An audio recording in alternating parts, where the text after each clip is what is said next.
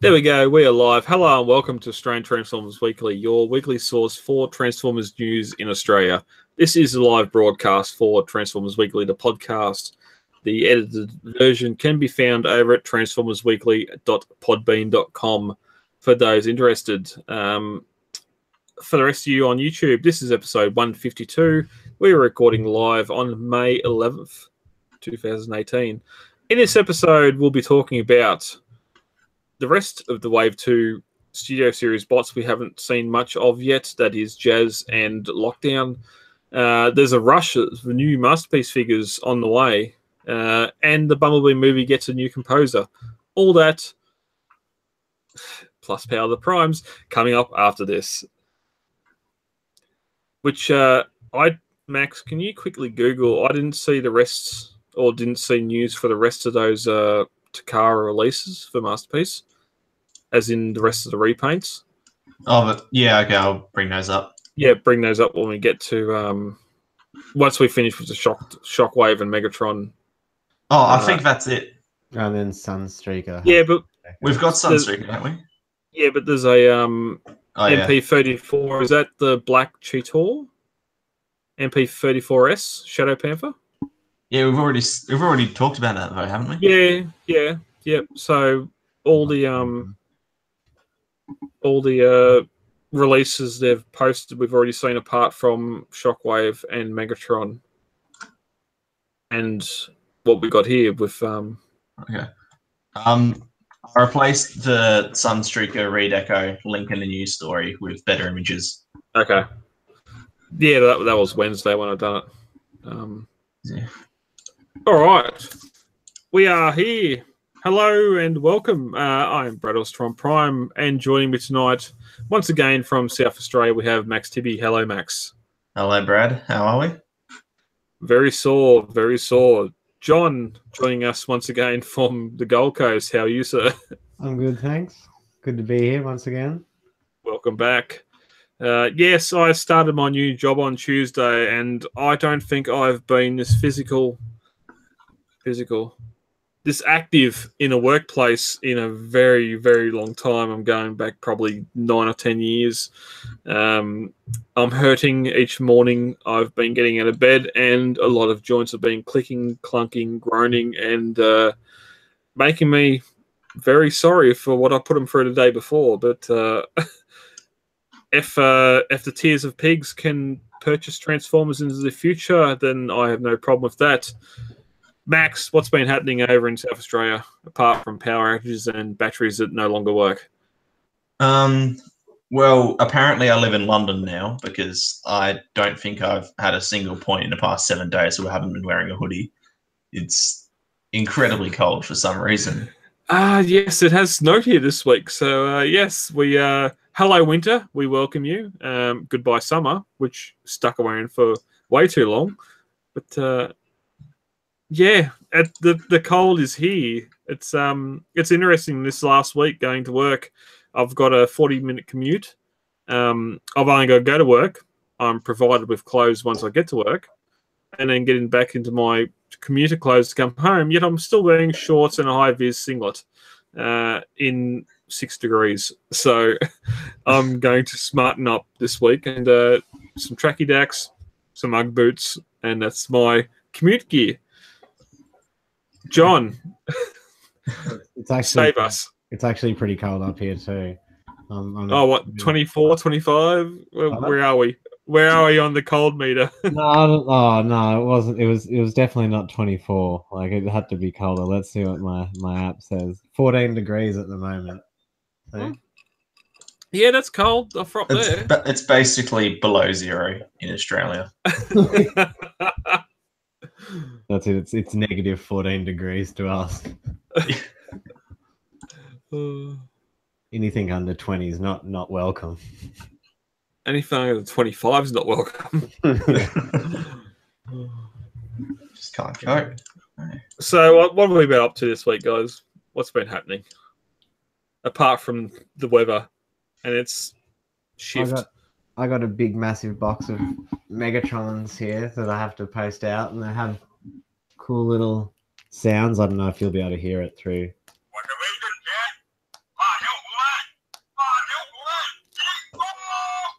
That's like Japanese, and then you can you can change it. You can change it to English somehow. Let's see. Oh, that's English. Is that the changing to? That's the changing to English now. Yeah. I just gotta. There's English on it somewhere. It's just really hard to find it. Oh, okay, so Those- it's Are not those the just- ones with a Frank Welker voice, please? Oh, there it is. Yeah, Ah, it's pretty bad audio. Like, no. Correct me if I'm wrong, but the Takara ones were only Japanese. I didn't even realize the Takara ones actually spoke. I thought it just made shooting Yeah. noises. So It has the Takara one. If I remember correctly, because mine's in the box right now, it had like a laser firing sound, and then like a couple of just like Japanese Megatron sounds. Oh, okay, cool. Yeah. So I the didn't- third-party ones actually upgrade the chip to include English versions of those, or maybe not those catchphrases, but new catchphrases as well. Yes, this is just stuff that's iconic for Frank Welker. Hey, Autobots! Oh, that'd be great. Imagine that. Hit the cannon and it goes, hello. Look at National Tiles. Hey, mister, why do you speak like that? I had a stroke. Oh, no, Ah, yeah, no one's going to get that. Shall we get into some news? Not quite. Bot shots. We're going to do this, do that. Present everyone. iPad's in the way, so I can't see. Mighty bot shots. Bot shots this week. Congratulations to Tyson Richards for your winning entry, which shows the A4 Ragonk Hulk with the Titans Return Gnor, and a Quintesson in the background, obviously reliving the arena battle here. Probably should have picked a larger Hulk. The scale looks a little bit off here. The main thing this has done is I had no idea Hero Clicks still existed, so this is a revelation. So it's a Hero Clicks Hulk. I think so. I'm not sure. It looks like I remember Hero Clicks being. Yeah, it's definitely that style of game. Like I think it is the same one. Yeah. It's a great looking little Hulk. Like considering how big Nor is next There's to a fair it. bit of paint on that. Yeah. And I love the just Quintessons filling the Grandmaster role. Why haven't we had more third party Quintessons? This would be the I can't remember who done it, but this would be the ones that were released like 10, 15 years ago. Because third parties don't make sane choices. They don't. They won't be like, oh, what's this critical flaw of a figure that we could release something to fix? Or, what's this thing that's a gap missing from people's collections? I don't know, make 50 Springers instead. Yeah. We can make 5 Devastators, but we can't do something new like a Quintesson. Yeah, like No, we're saving all that space for more Seekers. Exactly. We'll get to that a little bit later. But great work, Tyson. Congratulations to the April winner, Arno Palmer, who won the Little Legends Springer. And this month we have the Wei Jiang oversized battle damage squeaks from last night to give away. So good work, guys, and we look forward to seeing what else comes out of May. Moving right along into news, we've talked about Brawl and Megatron from Wave 2 of Studio Series, but 2 more bots that we haven't seen a lot of is Jazz and Lockdown. And they were prominent at a recent Japanese convention. I'm not even going to try and mention the name of that convention, But here we have Jazz in all his glory on display there. I think I still prefer the Revenge of the Fallen, Jazz. Oh, I mean, yeah, to be honest with this, Jazz, I think we'll probably get some decently updated build quality and a consistent scale. But other than that, I'd say the one that you mentioned and the Human Alliance one both serve as better Jazzes. Yeah, it's gonna have like the back kibble looks pretty bad. Like they've just taken it on a good angle. Like, because that whole tail bumper's just there, like folded back up on his ass. Like, it's almost looks like it's got the Last Night Barricade syndrome, where basically everywhere else on the figure they perfectly incorporate the car parts, and then it's just this massive plank on the back, where they just didn't have a budget for it. Yeah, and that's one of the problems that sort of come out of the movie line previously is the Human Alliance figures, the Human Alliance Bumblebee, Human Alliance Jazz, Human Alliance Barricade, and Human Alliance Soundwave were pretty much the end all of those figures. And I don't see these. The MPM, the Masterpiece movie Bumblebee, yes, it might be a bit better engineered, but I don't really need it. I don't need Barricade. Those original, the Revenge of the Fallen Barricade, yes, a little bit smaller than the 07 Barricade, I'm still happy with. And Jazz is the same. Like that, I don't have the Human Alliance Jazz, but I've heard great things about it, and I don't really need a new one. Some movie bots you do need new ones like Blackout or Grimlock, but stuff like this I just do not see the need for at all. Yeah, those arms look pretty weird. It almost looks like the top half of his arms are just the door, like there's nothing under there. When you look at that elbow joint, that black elbow joint, like there's nothing past it. Even look at his fingers on the left arm there. Like it's just two. He's got two of those weird fingers from that guy from.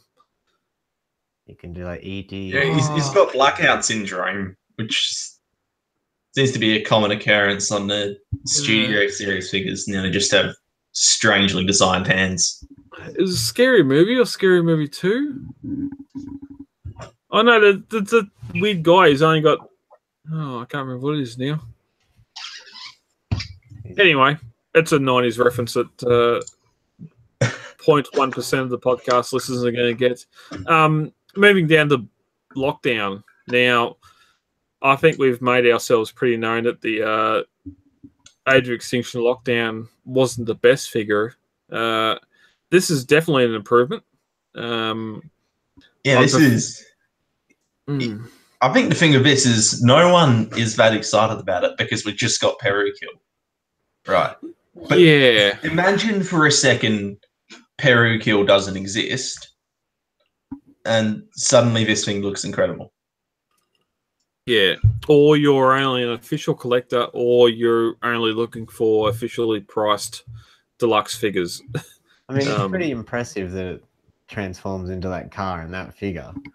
Yeah, that's insane. Like because from the visible robot detail, on the front of him, there's basically no car parts there. Yeah, it's all contained on the back of a figure, and it doesn't look to hang off too much. Like there certainly is a backpack, but it's not as egregious as a lot of other figures. And I think the black just hides it better too. Definitely, absolutely. But is he holding weapons in both hands, or is that like because he's clearly got like a sword in one? But is that like has he got a claw arm, or is it like is he holding some sort of claw? That's weapon? a hook. This is the sort of thing where I don't think we've seen an image of this guy yet that hasn't been mistransformed. Well, it's reversed. This one, the robot mode is properly transformed, but he's holding the weapons wrong. Yeah. So that claw should be folded out, and that sword should be like mounted onto his arm instead of him holding it. Oh, sweet, but it is like a claw weapon that he's not like he hasn't got some weird deformed arm. Yeah, he's got like the hook hand. Yeah, sweet. Yeah, the hook hand should be the right hand, and as you can see, like you got the whole panel, the door there. on his wrist, and the sword there. So it's hard to see here in this photo because it's all sort of pointing forward. But yeah, that hook hand's folded up and not extended as it should be. But that's probably one of those silly. Yeah, you know, it's and go, as you push it or whatever. Like, yeah, and you sort of mentioned about the alt mode being as detailed as, and the Age of Extinction alt mode for Lockdown is pretty good looking. It's only when you get into bot mode where you see they've taken a lot less engineering choices in the figure. But it still works. I think they stated from the outset, two big priorities were accurate real life vehicle modes and scale.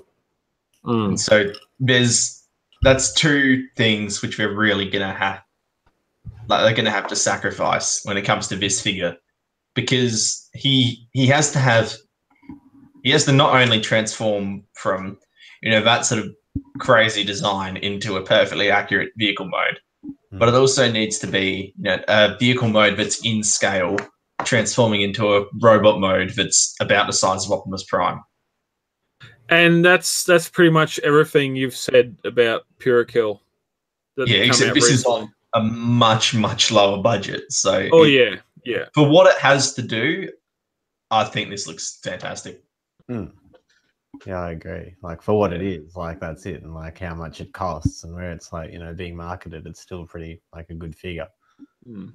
And comparing it to some of the Autobot cars, to Drift, to Crosshairs, even to Bumblebee, even though Bumblebee seems to have more money spent on him than the rest because he is a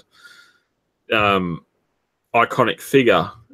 Comparing this to even the last film, even going back to Age of Extinction with Drift and Crosshairs, like, just this seems to be a much better step forward than those figures.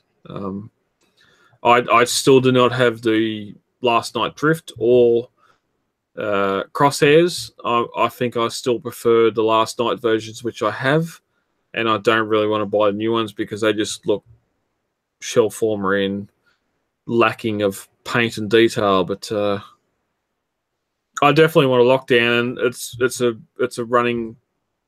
currently running between this and Purakill. I think for money reasons it'd be this, and more so because Purakill.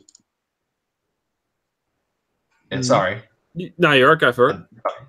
I was just saying, Perikill's a fantastic figure, but if you're to consider value for money, this achieves almost the same result, and he actually looks more poseable to a degree as well. Well, how big is that Purakill? What's it stand beside? Is it like Leader Prime? Yeah, he's basically spot on Leader size. Yeah, it just has sort of a Voyager alt mode. And that's a shame. Yes, he should be as big as Prime we see in the film, but again, it's a Lamborghini, not the truck. So he should be smaller than Ironhide, clearly in bot mode at least. But I think the issue is right now with movie figures, both official and unofficial, they're operating in two distinct scales, like the Studio Series and MPM. They're two different scales of figures, so they don't really run together. He's a lot bigger too. Like, if you keep scrolling down, there's a shot of him next to Jazz, like it shows them side by side, and he's a lot taller. Yeah, see? Oh, yeah. So, it's basically because he needs to stand alongside Prime, so that's one of the big achievements of his figure. Yeah, but then that's what adds the issue as well. Like, yes, he's supposed to be on scale with Prime. Well, Prime was on scale with Megatron, yet Megatron took Jazz and tore him in half because he was only up to his waist in the first movie. It's just it's the whole scale thing with movie bots. It doesn't make sense, and unfortunately, the figures suffer for it. I think, I suppose in this case they have to do as best they can. They're making an effort, but obviously in a line like this where it's different in studio series or third party stuff where you're not constrained by a budget, but here they can do what they'll do what they can, but ultimately Lockdown needs to be a deluxe, Jazz needs to be a deluxe, Megatron and Optimus need to be Voyagers, and they have to operate within the limitations of those price points.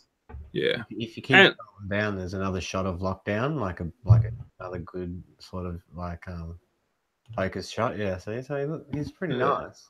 There's real crisp detail on him. Yep. And even looking at the image there, like their alt modes look pretty much spot on. Like the Pontiac Solstice is a lot smaller than a Lambo, and that looks fantastic. It just seems like, okay, we're going to go to scale with the cars, and then the bots have to transform out of that scale, and the bot modes don't sort of match it at all. But it's definitely a great looking figure. There's no question. Any comments? We haven't seen Megatron's tank mode at all. It's definitely better than what's already out there in their official figures of this Megatron. I just wish that grey was dirtied up, rusty, dirty something. It's just not a plain grey. Wait for the knockoffs. I reckon we've seen, because Black Mamba's already teasing a whole bunch of movie knockoffs. So this seems like something that would be on the cards as well. Oh yeah, they'll do this up easy. Yeah. And as for Brawl, I still prefer the 07 leader figure. Like, it looks better. Yeah, it seems like Megatron, they've gone, it's like a massive the Voyager Megatron's a down upgrade from the leader, then the opposite is happening with Brawl. But then the Brawl Deluxes were fine. Like, all the Deluxes we got for Brawl were fine. They were great transformers, but the only reason I could foresee someone wanting to go with this Brawl is if they're really just a sucker for scale. Yeah, that's what I was thinking. If you were getting them all, because then that's it. Like, it's all in scale, nice standing there. But then we've seen in the group this week, there's people that are new or coming into the fandom that haven't collected anything from the 07 movie, or haven't been collecting figures that long, and to have this come out now, possibly at retail, it's something that's more easily accessible than going on eBay or wherever else to try and find one of those original Brawls or Devastator, however you want to. And even if going for those older versions might end up being cheaper, let's say if we're talking about deluxe, right? People still use retail as their primary means of doing something. There is a draw to that market for a lot of people. Like I've got a mate who's bought basically everything in Studio Series, and he's bought it at full retail price. And I cannot fathom why he'd do that, but for some people, that's just the way they collect. And so for those people, this is a viable option. Yeah, the fact that you can just go buy it in the store, like they just like that. Yeah, well, that's it. Let's bring up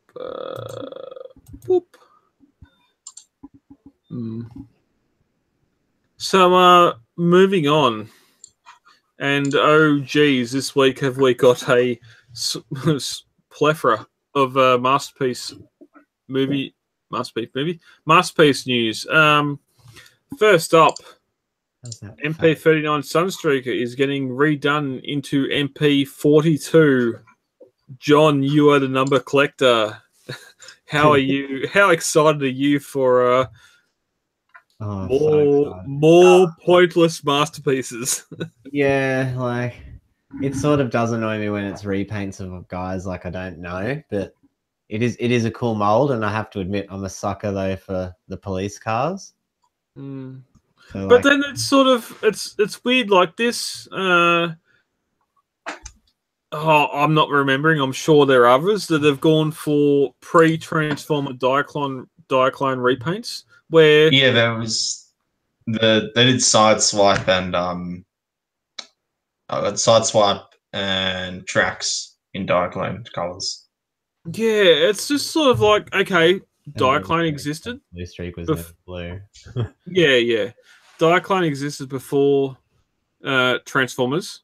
Maybe just release them in a separate line or separate something, separate number base or something.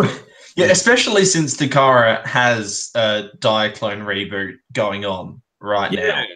Yeah. Like odd how they do shit like that, eh? Like, yeah. It's the same for Masterpiece line. We're gonna get into it very shortly with the Beast Wars characters. Like just we have the MPM line, have Masterpiece line as your G1. If you want to do a couple other series, fine. Well, no, not even that, because if you're going to do Beast Wars, make it a Beast Wars Masterpiece BWM 01 Primal and go from there. Like, it's just having 50 Masterpiece figures and 20% of those being not G1 characters, it's just weird. Or not even Transformer characters. Yeah. Well, no, it's yeah, like this guy gets a number, but the Seekers don't. Like, yeah, it's definitely weird that he gets his own number. Like it's like like I just realised that. Wow, yeah, that's this may seem incentive, but that's gay. It's just because it clearly is based on the pre-Transformer Diaclone, please. So he was never a Transformer, yet they give him a whole number and a name. Well, just do MP39D. Like, if you're going to do Diaclone figures in the Masterpiece line, just put a D on the end of the number that the original figure was in. Exactly. I'd be more happy with that because then you could miss out on it. It's not a big deal. But like, it's a variant. Yeah, it's a variant of that number and not the number you're after. Yeah. Exactly. Magnus is another example where Delta Magnus was a Diaclone figure and just do MP whatever that number is D. Was he? Yeah, he was. That's right. Because I don't have him yet. Yeah. Yeah. Well, go on. Yeah, Die Magnus or whatever. Stupid. Yeah. Why? I think the other thing is, we'll get to it when we look at the other reviews, is that it doesn't look like there's a lot of Masterpiece out this year, but there isn't a new G1 mold for this year, unless something gets revealed out of the blue in the next couple of weeks for a December release. There's no G1 mold coming out this year. Like, there's repaints, but nothing new. Yeah. That's sometimes, I think, a good sign if there's lots of repaints, because that means there could be something new coming. They're trying to make money. Yeah, well, let's get into it, shall we? Anyway, anything else on this piece of shit you want to talk about? Oh, it's a great looking figure, just pointless. Like, completely pointless. That's a white Sunstreaker. Awesome. Yeah, that head sculpt is gorgeous. The paint is fantastic. No reason for it to exist. You say gorgeous, I say hideous. Looks like a robot vampire or something with the red flares on the side and that I take your logical argument and raise you an illogical argument. Back in I'm going to say 2015, Takara released MP29 Shockwave, which I personally feel might be worse than MPO5 Megatron. We're not going to go into that now. Is there a limit to how many times I can swear on the podcast in one episode, Brad? We all get one. So go for it. Off. It's okay. We know we have a difference of opinion on this figure, and that's fine. I wonder if the hands come off. I just. Oh no!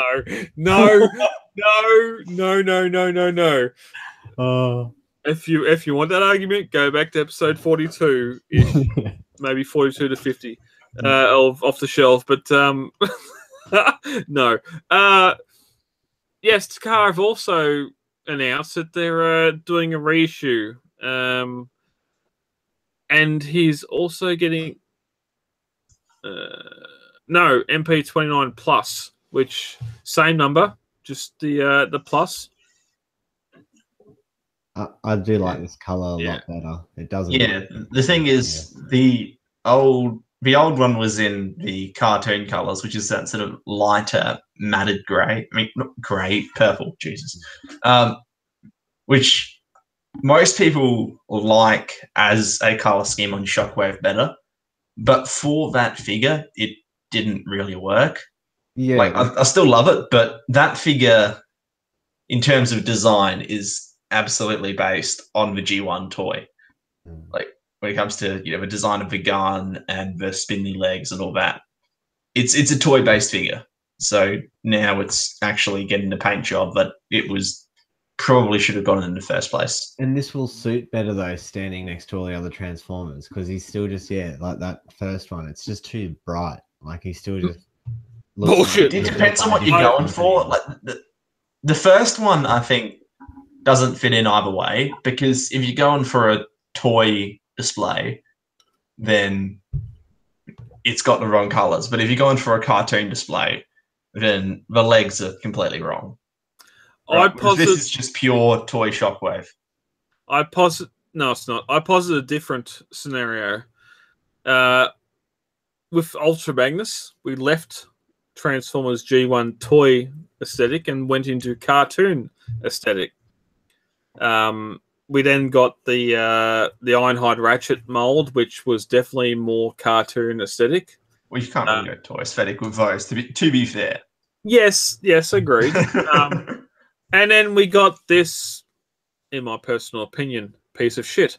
And they went. This was the beginning, or not the beginning, but this was the emphasis of G1 cartoon on-screen accuracy. They've gone for a lot of color. Those goddamn stupid. The legs, they're the toy legs. That's the thing. It doesn't look like that. But they went for the more. Oh, I'm just going to say. Puzzling. Everyone says, "Oh, they're going to the toy or they're going to the cartoon," but not really. A lot of the time they can't decide what they're going for, and so they just mix it together, which is what they did on the first Shockwave. I'll put it this way: they went for the non-fans toys Quakewave color and design. They said, "All right, Quakewave exists. We're going for this figure and this design," and now 5 years later, they're gone. Well, Quakewave worked, and sold a lot of figures. So let's go. The thing with Quakewave is it did the reverse of the first Shockwave.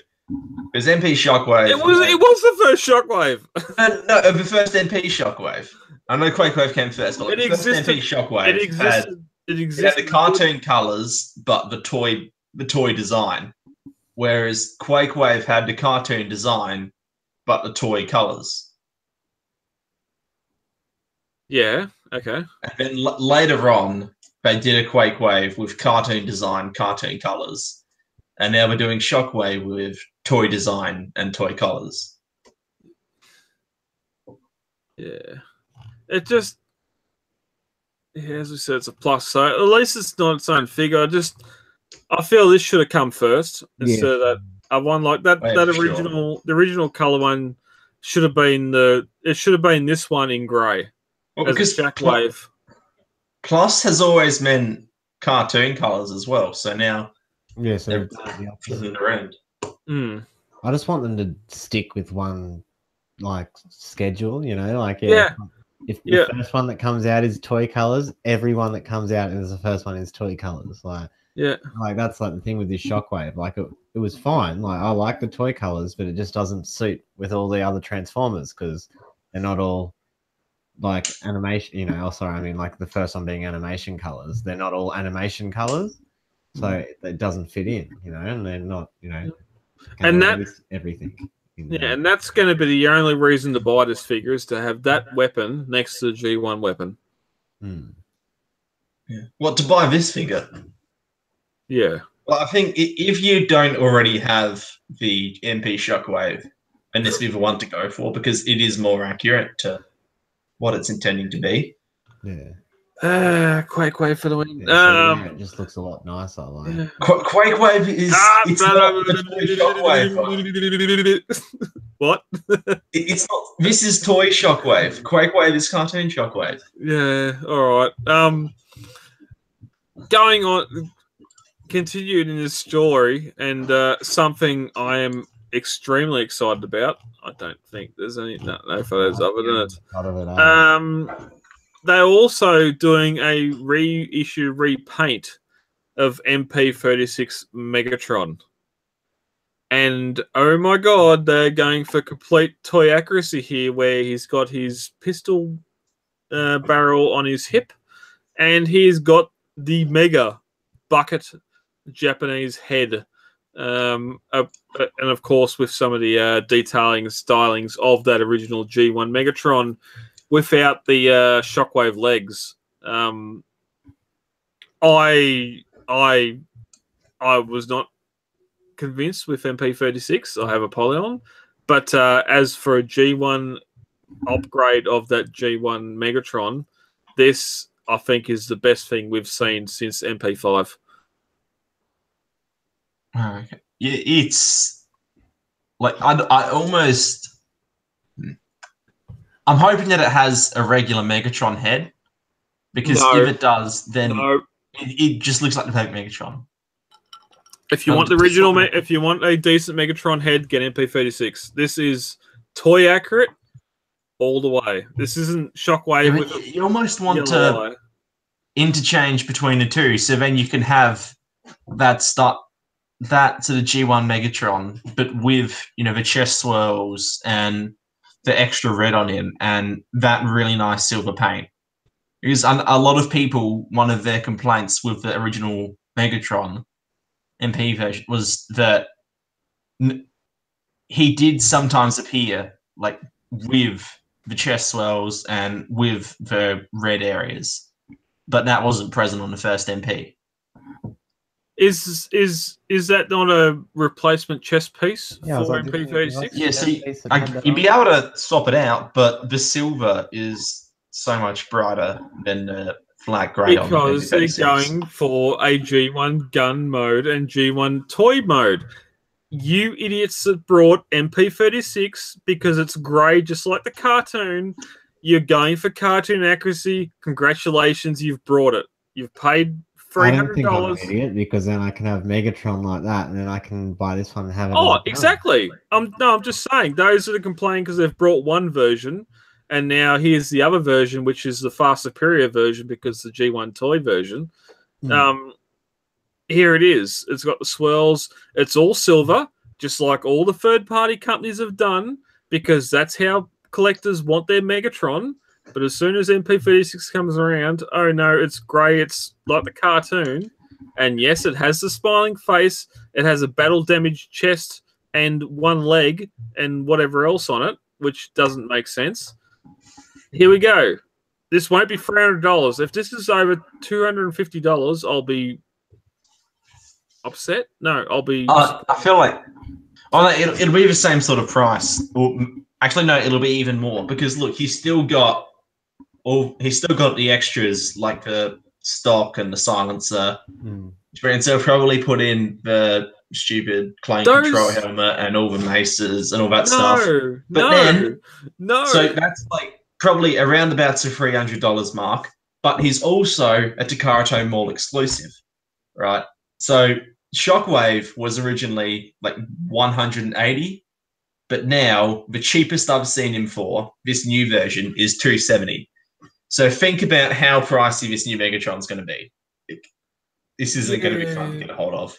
Yeah, but we recently had a conversation in PMs about the Seekers, and those also being Takara Mall exclusives. And now you're looking, at the time you're looking at $250 to $300 for them, and now you're looking at $200 to $250 for them. Like, the price has dropped since their initial release. G1 Megatron.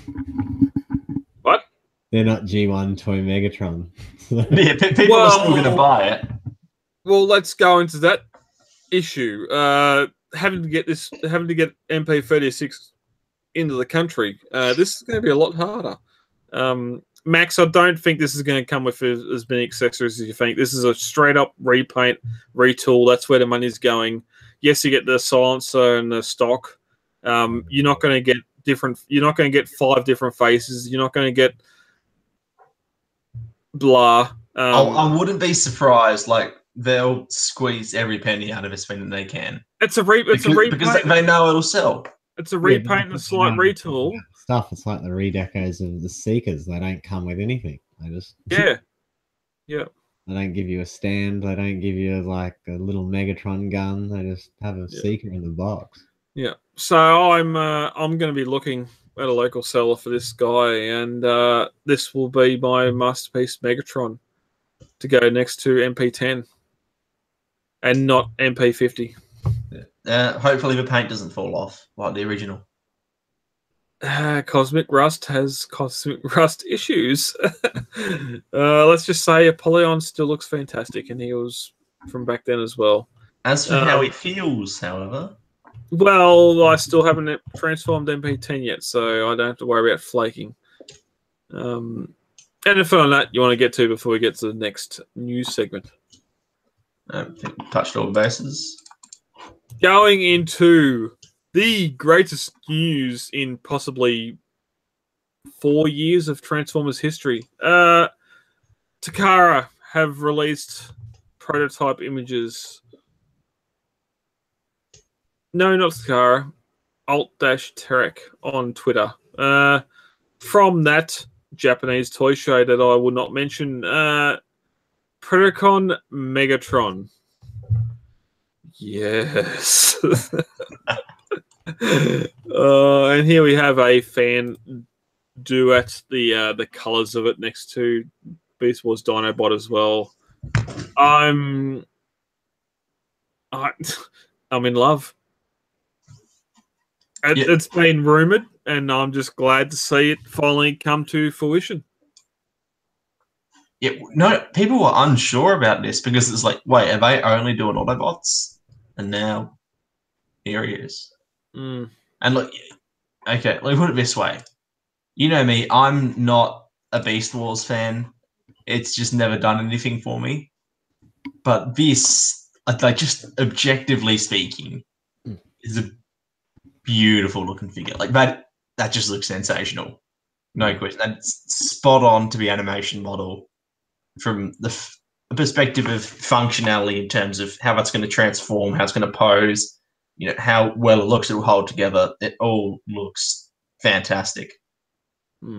Now, to be devil's advocate, and I will go there because I'm that sort of person, when Dinobot was announced, and he's here sort of just nudging into the side image with Megatron. That's the arm I've got. The bot mode looked fantastic as well, and it still does. Once we've seen that alt mode and how that Dino mode come together, there was some definite issues.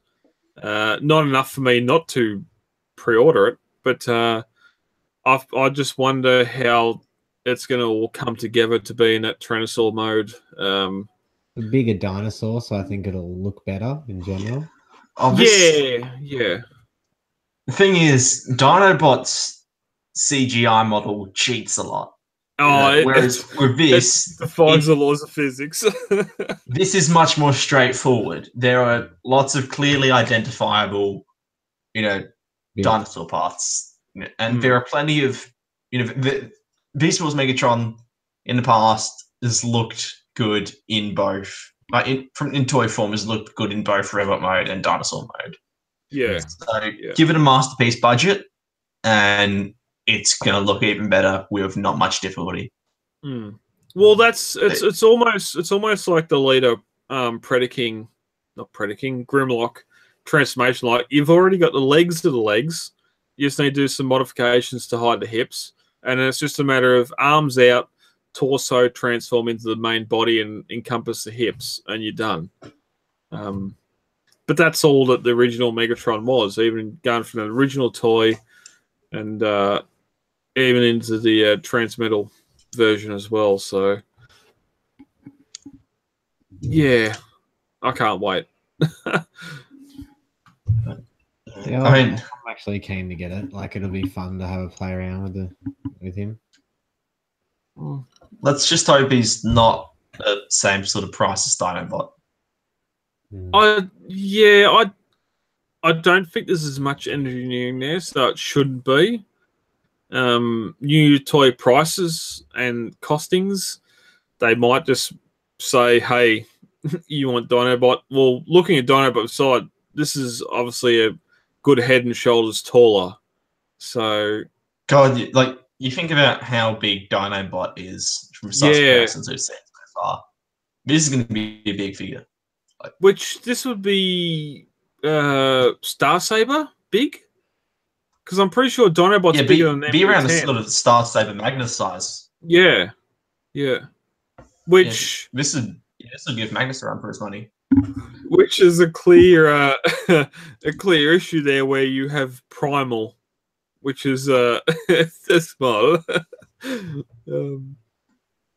So yeah, I can't wait to see some more photos of this.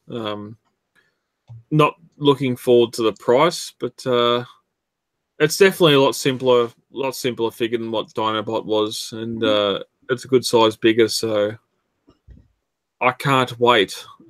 Considering you're looking at $2,000 for the Prime One Studios version, which again looks like a fantastic figure, but this one's transformable and should fit the collection.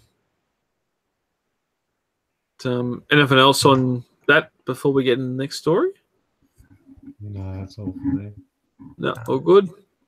Coming up next into some third-party news, briefly, Make Toys Remaster Series MTRM14 must be scaled G1 highbrow with grot, which I'm going to say it's Groot because I can. So I am Groot and I'm highbrow. Anyone after the Headmaster third-party line? I'm not personally. I know a few people that will definitely get it. But... yeah, some people are very fond of these. Like this doesn't seem to be the sort of phenomenon that Cross Dimension is, but there's a lot of people who are very keen on the Make Toys Remaster series. Like their Headmasters in particular have really struck a chord. I've always just liked Headmasters for some reason. Like, yeah, it's just I like the little robots. Like, yeah, and they had like it's something about it. It's just I just like it. Like, yeah, it's an extra dimension of engineering on top of the figure itself. Yeah, and I think it's sort of interesting too. Like with Titans Return, the highbrow figure was one of the first ones I paid for, just because it's sort of. I just like the idea of a twin rotor plane / jet. yeah, and the bot mode sort of looks good as well. I've got absolute zero bottom of the barrel below MP Magnus and Shockwave care for the Headmaster characters at all. But the look of the bot, the look of the alt mode, they're good looking figures. I wish I could get a decent character of them in some sort of fiction, but IDW has been pretty good for a couple of them. Well, it's about to end, so you'll get a nice, concise story to read through. Well, it's not worth catching up on then. So, good try. Okay, we'll get there one day. The 4-issue miniseries of Headmasters from G1 is pretty good as well.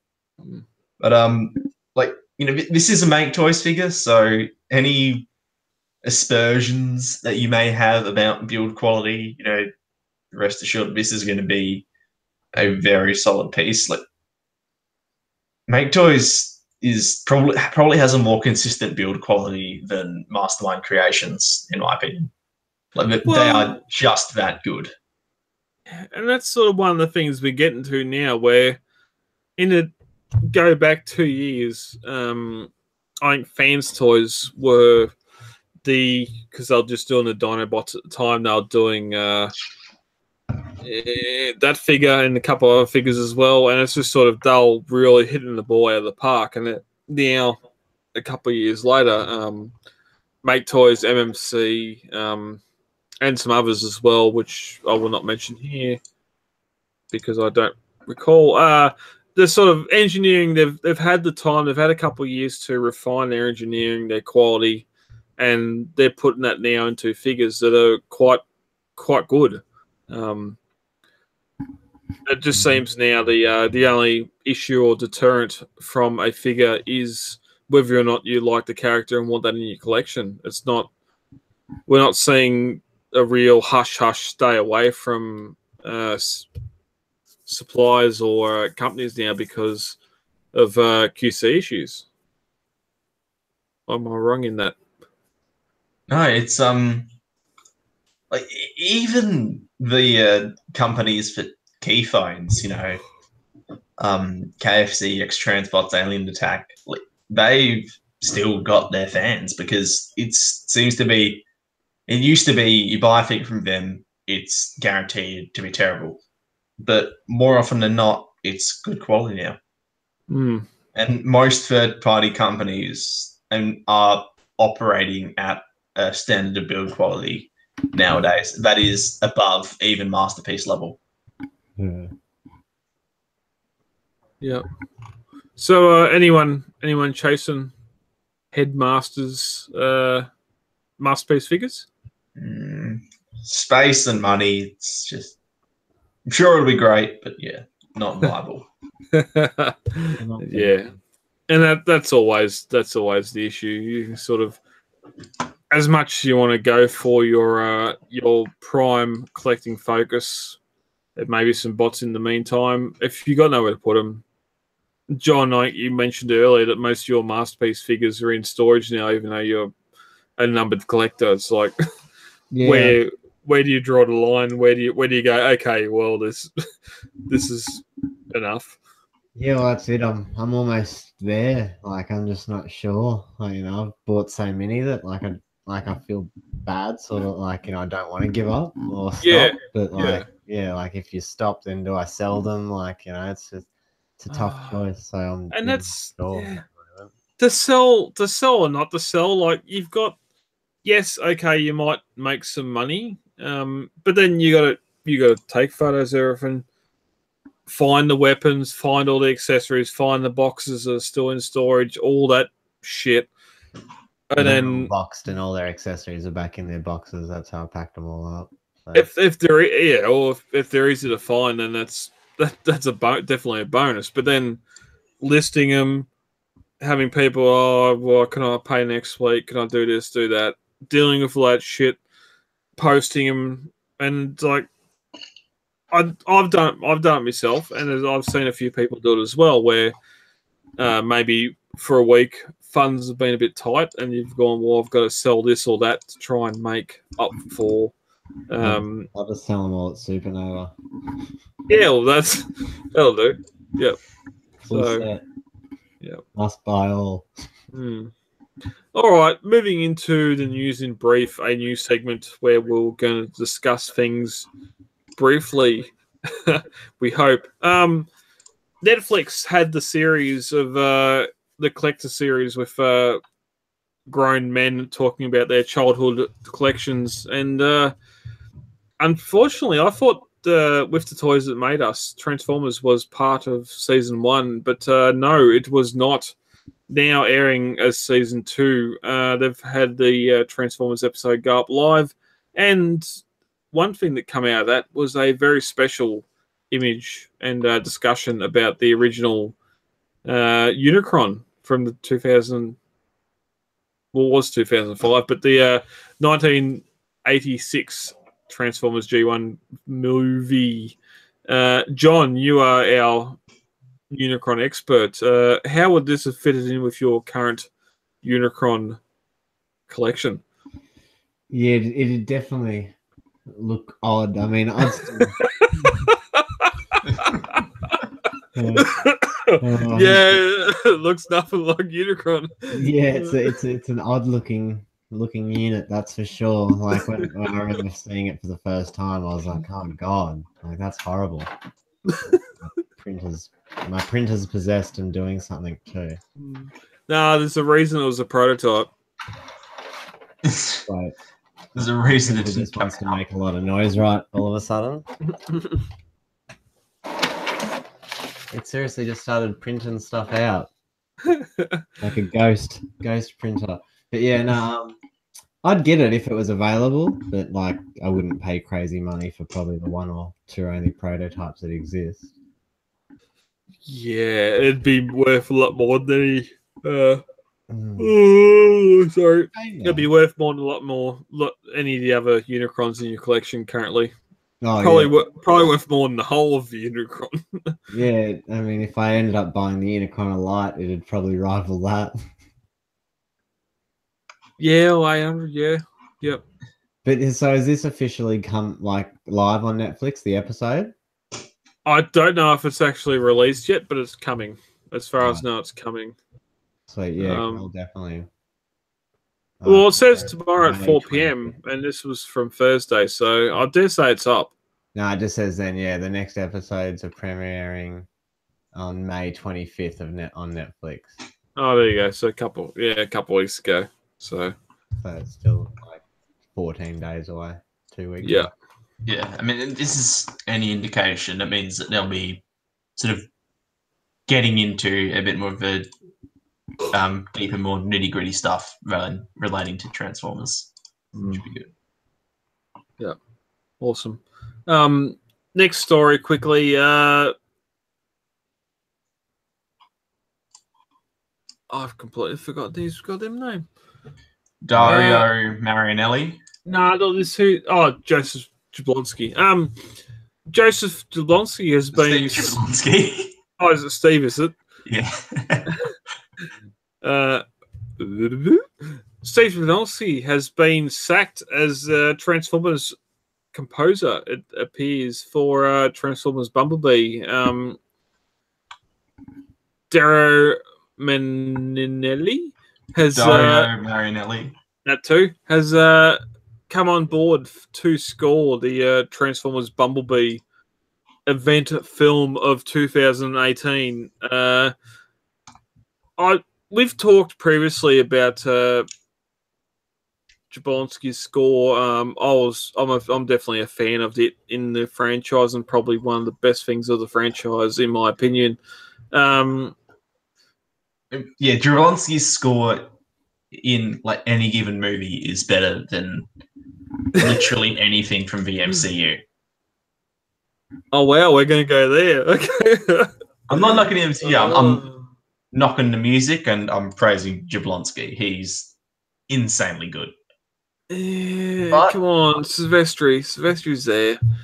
So, if I'm okay, slight tangent. If I'm honest, Silvestri's weakest don't go spoilers. Is in the MCU. Don't go spoilers. No spoilers. No spoilers. We had that issue last week. Yeah. But this guy named Melanie, the only movie where she scored what I've seen is Darkest Hour. But I do remember, like, as I came out of that, thinking, "Wow, the music in that is seriously good." Because that movie's mostly just people talking, but he has this like really epic music to it that it makes it much more dramatic than it otherwise should be. Have you never seen V for Vendetta? No, I've never. I probably should. Yeah, I've never seen it. Oh my god! I know the face. I know Hugo Weaving's mask on the DVD cover or the movie poster, but isn't Kubo and the Two Strings like a massively musically oriented movie? It's definitely a highly acclaimed movie. Being a small production and an independent director and everything that done that. There are some other issues with production. And then it got delayed by 6 months. Well, no, not so much that. Like Michael Bay's producing, which he done with the Turtles as well, which doesn't matter. He's just putting his name to it to get people into seats. I don't know. It could be, if it was just an executive producer, then it'd be like, yeah, there's no worry there. But if he's credited as a producer, then that is worrying. But then you've got... There's no question that the issues with the Transformers franchise come from Michael Bay. But... So if he's having any sort of creative role in this, like, sure, maybe if he's involved in marketing or financing or anything like that, that's okay, because he can crank out a movie. But if he has any creative influence whatsoever, that's a bad thing. Just like the live-action Ninja Turtles movie, where marketing promoted him as being executive producer just to get bums in seats. If anyone can point to any articles to say Michael Bay is on set saying, hey, Bumblebee should have one horn instead of two or whatever else, then I want to see it. But Max, being the comic fan, I've heard this name before. Lorenzo de Bonaventura. Yeah. I've heard that name in comics before. You've mentioned it. Jason's mentioned it before. Correct? I think so. I only know him from being a producer on the Transformers movies. Oh. And okay. I thought apparently he's an arsehole. I thought he was involved in stories in the Transformers comic world, but that may not be the case. I don't think so. Okay. The thing I most know about him is that he tried to sabotage Peter Cullen's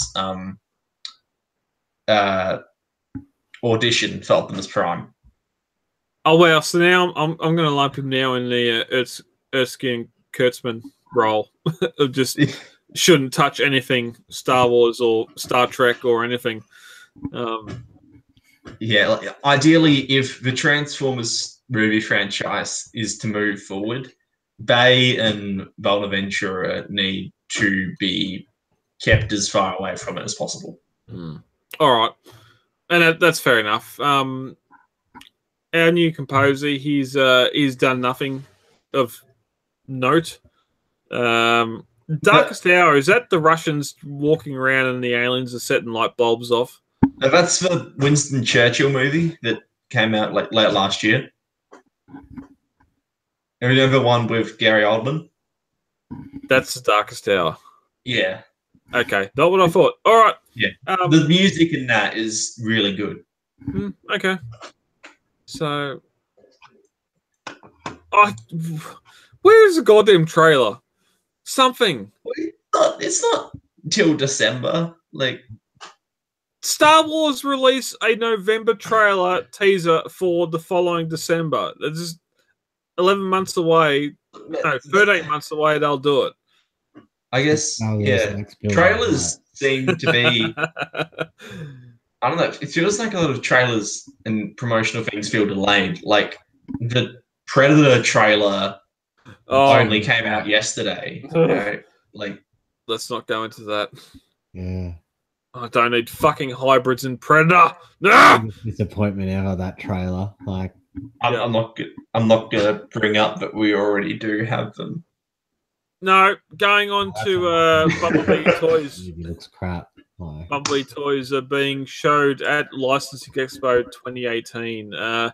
We will get to those reviews displays once we get to them. It's coming up on May 22nd of this year. So in Las Vegas, Licensing Expo will be happening, and hopefully we'll see some new toys coming out of that event. They generally don't let people reveal stuff, but we get leaks. Yes, exactly. So the leak train will start, and hopefully we'll see what comes out of that. Hasn't it? I think it's already started because we saw a grey prototype of a Volkswagen B, like in vehicle mode, a while back.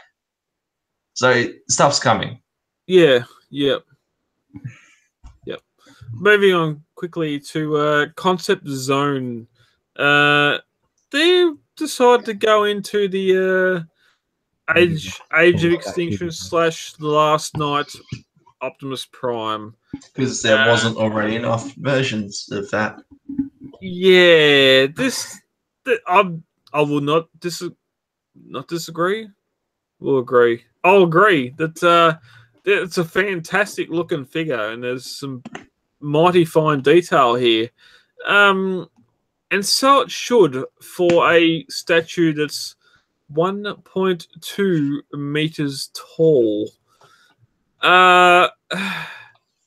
This is a good head and shoulders taller than any Prime One Studios statue. Which they're not even a meter, so that's going to be enormous. And yeah, in person, those are gigantic. So this is like as big as a child. And I'd assume it'd cost more than a child. Look forward to seeing this on the shores of Bali in a $2 shop. But yeah, it's a great looking figure. It's a great looking statue. But yeah, and it falls over and just smashes into thousands of pieces. 1.2 meters tall. That's probably 1.2 million pieces. Euro. It's probably going to be made of resin or some such. Or, you know what, let's go with glass. It's glass statue. It's woven glass. And finally, in our news recap, Combined Wars Power of the Primes episode 2 has aired. John, you said you hadn't watched it. No, not yet. Yeah. Max, any quick notes to take from this week's episode? Oh well, it's like it's like if someone like the best way, a relevant way to describe it is you say Infinity War's been out for 2 weeks, right? So let's say someone saw Infinity War and then said, okay, let's make that into an episode of Transformers. Except they had 2 weeks to do it. And then this would be a result. Except with this, they didn't have 2 weeks to do it. They had like 6 months to do it. And it's even worse than something that you could make in 2 weeks. It's every bad thing that I've said about, that everyone has said about this series so far still applies. And I'll leave it at that. All right. Well, done. Getting into new acquisitions, John. Anything this week? No, nothing new for me this week. Max, anything new? It's been a bit of a busy week, so I haven't been able to crack open a lot of basically anything until just before the podcast. But now what I have, this is Masterpiece Barricade. Wow, that buzzsaw blade weapon add-on junk is massive. Big, yeah. That is. I mean, if I had to say one negative about it, it would be that I feel like it should be bigger this way, so it should have a bit more of a spread to it instead of being wider. Yeah. But consider it's supposed to be a tire that expands and all those blades come out of it. It's big. Yeah. Even honest, I think I like this more than Bumblebee. Like, certainly, it's not perfect. There are some places where I feel like it could definitely hold together better. Like, there's a bit too much stuff that jiggles around in the shoulders and the torso transformation. And the arms, like, there's panels which don't really lock in. But for the most part, it's really well built. It's about as posable as it's probably more posable than Bumblebee, and it's easy to transform. It's not as clever in how it transforms, but the legs don't make me want to shoot myself when I transform. So yeah, and yeah, nicely posable and everything. The vehicle mode is stunning. By the way, it looks like Mustang, police car, whatever it is. I don't know cars, but it looks fantastic. Yeah. He's got a lot of diecast in him. Like when I got to that box and lifted up, I'm like, well, this has got some serious weight to it. And as you're transforming, it's like, oh, that's diecast, that's diecast, that's diecast. Mm-hmm. And so it's really well put together and feels strong. And then I think the paint is another, and the sculpted detail is another highlight, because it's got these little touches of sort of like a metallic blue just hidden through all these little spots in his body. That just like you can't really see it on camera here, but in person they look super stylish. And his head sculpt is probably one of the best, if not the best, movie figure head sculpts that I own. Yeah, like so he could hold together a bit better, but on the whole, he's really excellent. Yeah. So where are we with the movie masterpiece? We have Prime, we've had Bumblebee, Barricade, and that next one is Ironhide. Yeah, so it's Ironhide, and then what's been? Has anything been announced? No. Oh, there was the There's going to be a Bumblebee for the Bumblebee movie, and we know that's confirmed from a leaked prototype, which we talked about ages ago. Okay, and so there's rumors that there'll be something else in that movie. Okay, so they're moving very sharply away from previous movie masterpieces into the B movie. And there's the rumors are that for next year there's going to be 2 releases, one of which will be a movie 1 figure, and one of which will be a Revenge of the Fallen figure. So the line isn't slowing down anytime soon. Revenge of the Fallen figure. Oh, can we please get a 1-1 RC, or not even RC, but a transformable Wheelie? Alternatively, could we please forget that ever existed? Wheelie. What? You don't want Wheelie? No, I don't want Wheelie. You're not on Team Wheelie. Oh my god! Wheelie. It could be worse. We could get Ice Cream Truck twins. Full scale 1/1 scale Wheelie. But, you know, like, yeah. It doesn't have to be remote control. Doesn't have to be remote control. Just if I can, maybe I could just pretend that it's a different character other than the one in the movie. Well, you did buy Masterpiece Shockwave, so we are at ends. What is it's Masterpiece. Chicken leg, I still don't get your hatred for it. Yeah, I saw you play with it, Brad, here in my house when I got it. You liked it. That sealed the deal. Playing with it and just looking at, oh wow, look at all this space between the panels. As in John Hurt in Indiana Jones and Crystal Skull. It's a space between spaces that they come from. I do not care for it at all. It's the legs are shit, but that's because it's trying to be toy accurate, so I can forgive it.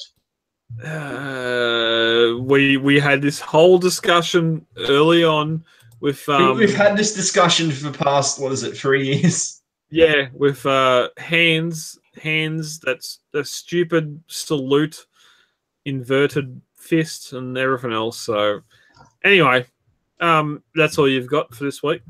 Yeah, that's it. Probably I have 2 things next week because I've got some stuff I need to open up. I've just been very busy the past week. That's all right. You've had something to talk about. So, new bots coming in is always a plus. Speaking of which, I got these guys a couple of weeks ago. They are the DX9. That's not going to work because I can't.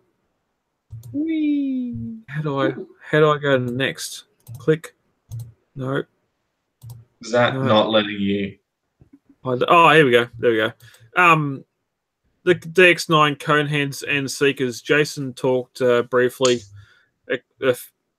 probably a month ago now. He got the the cone heads, which are great looking figures. I got the cone heads and the seekers in the pack, although I think they're the KOs of the the X9 seekers. I don't care. They do the same thing. They all look fantastic. My biggest issue with them would be the head is attached to the wings. So when you fold the wings up, the head folds out and it doesn't actually tab in to the front of the chest. That sounds like it could be problematic. It's all right if you don't move them. As like the cone heads themselves, like I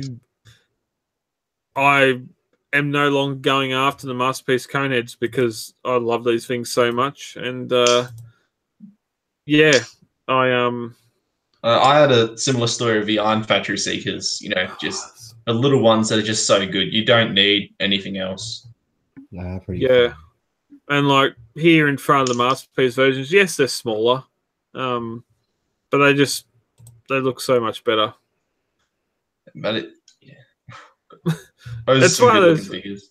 Yeah, and it's one of those things like we've talked today about how MP50 by MP50 we're either going to get a new Prime, we're going to get a new Seeker mold, or we're going to get the Dinobots. Something's coming.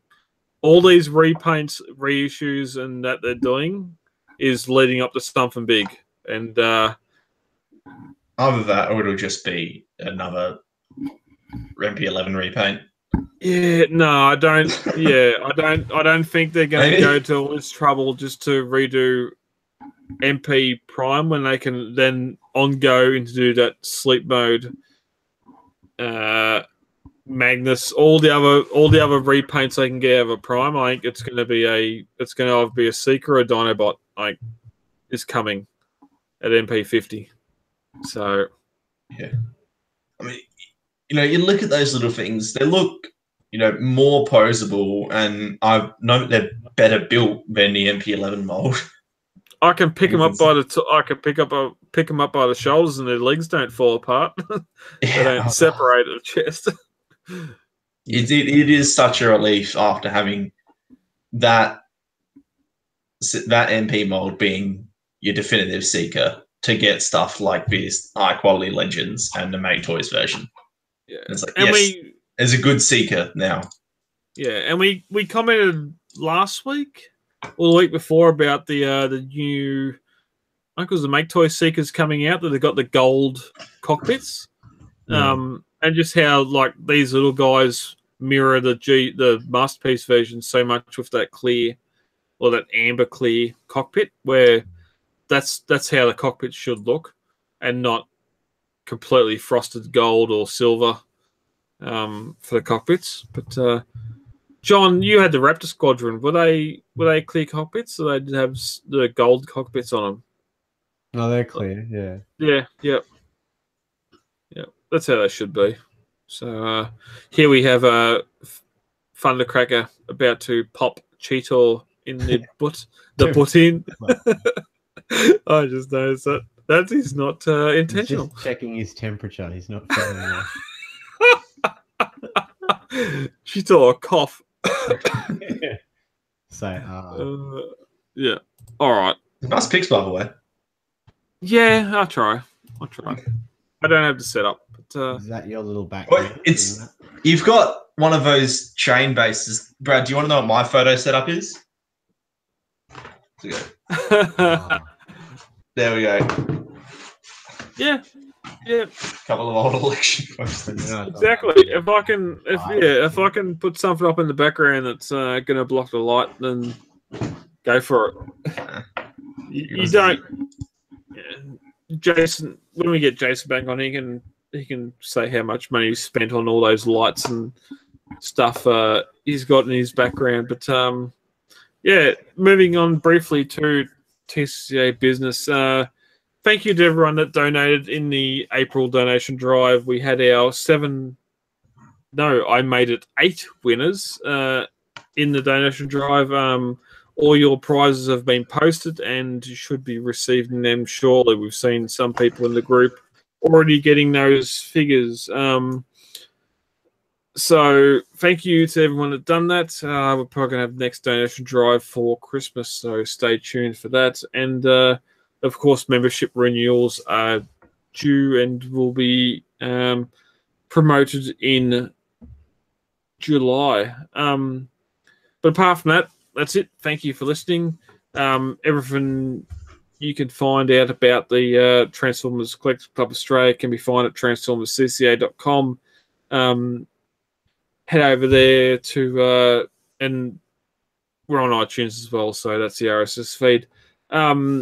Sadly, our companion podcast, Transformers Legends, is ending with my new job. I do not have time to edit anything anymore, so the third podcast is not.